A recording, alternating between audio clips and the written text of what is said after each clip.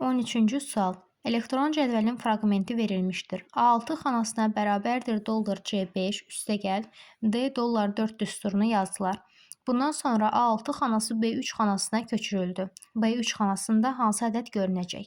Gəlin bu sualı hissə-hissə təhlil etməyə çalışaq. İlk növbədə bizə göstərilib.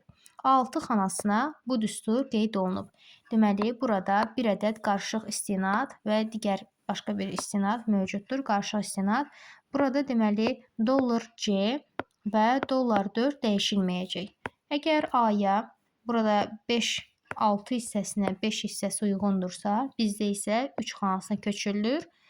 3-dən 1 çıxırıq 2, deməli bu hissə C2-dir. Üstə gərək olduğu kimi saxlayırıq.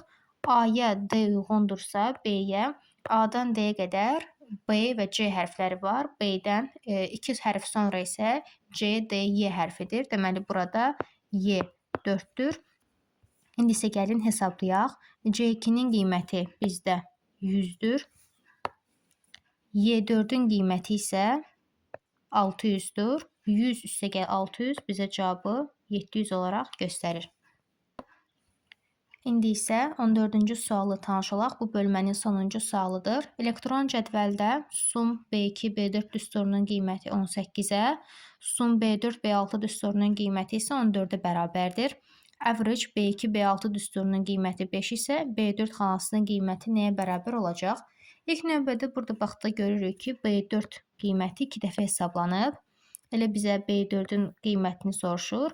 B4-də əgər bir x desək, bu zaman B2-dən B4-də qiymət 18-dirsə, belə yazaq, B2, B4 aralığının qiyməti 18-ə bərabərdir.